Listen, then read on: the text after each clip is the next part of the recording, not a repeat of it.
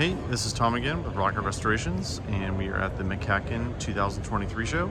And I just wanted to show you, Mecum is one of the title sponsors of the show, so I wanted to show you, a lot of people post negative things about auction cars, and a lot of them are true.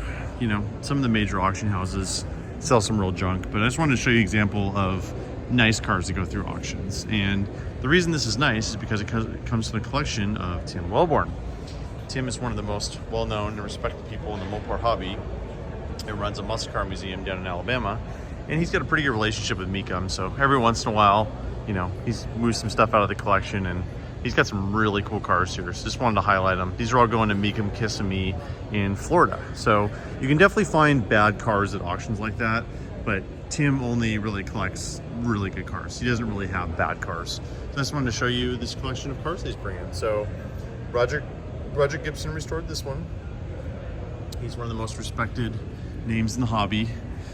He does very good work. He doesn't do a lot of cars, kind of has his own select clientele, and Tim's one of them. Yeah, this is a 1969 Dodge Daytona. It's an L code 440 HP, black bucket seat interior, and it's a 4-speed with a wood grain wheel. We'll see what this one goes for.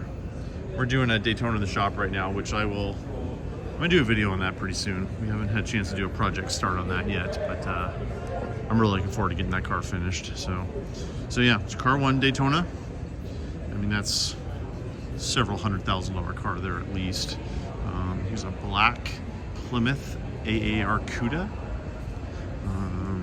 This one may not be part of the Wellborn collection because I don't see his name on that, but always like Trans Am cars in black because you get the black stripes and the black paint, and it's just a really cool contrast, and it's the reflector too. So, you know, when you get these lights, silicone lights in these buildings, like, you get the reflective stripe, and it just looks really cool.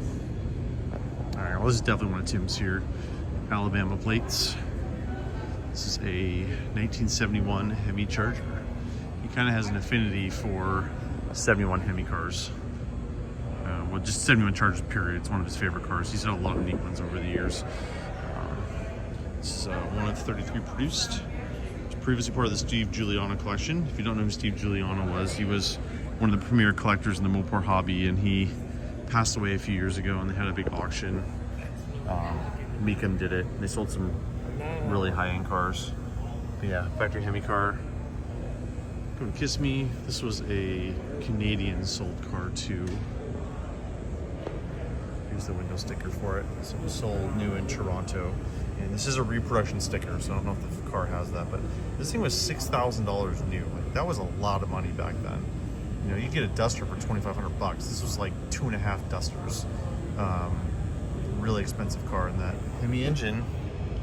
$800 option. You had to pony up for that one.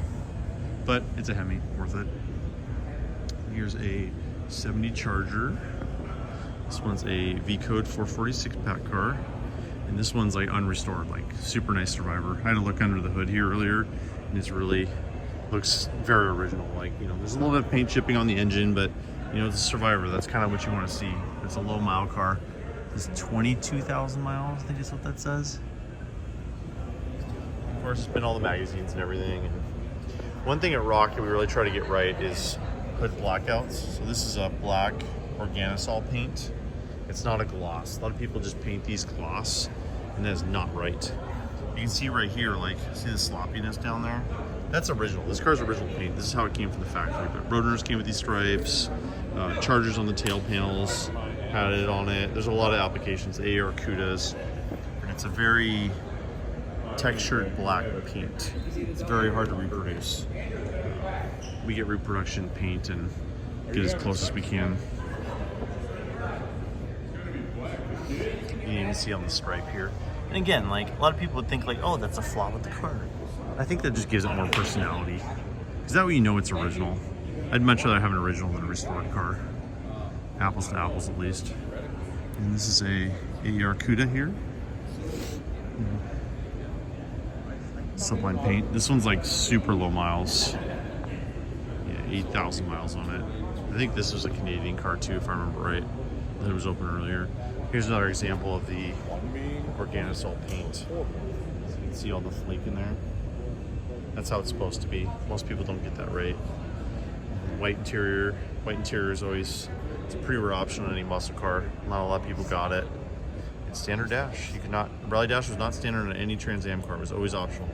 The Challenger was based on the base Challenger, not the RT. You always got the RT. You always got the Rally Dash with the Challenger RT, but the TAs were just regular Challengers. Pistol grip shifter, vintage formats. I think I've got a couple of those. Got a couple of those out of dealers over the years.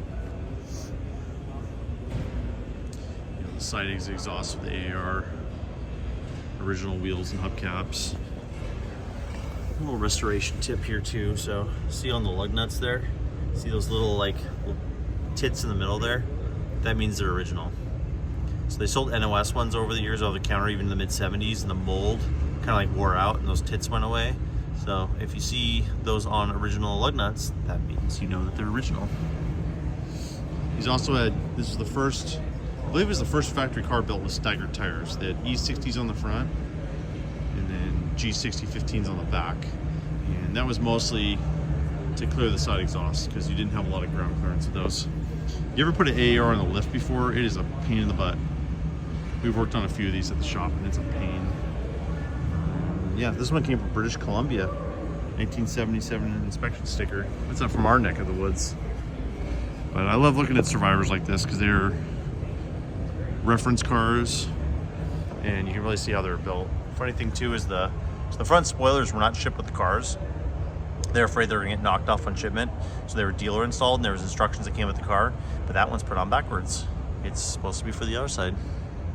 You see that a lot of original cars. That's why you never say never on a Mopar. You just never know what you're gonna see. And of course this one's been in a magazine too. They've all been in magazines. VIN tag there. So yeah. So there's definitely cars at auctions that are not up to snuff. I've seen lots of them. You go to Barrett Jackson every couple of years.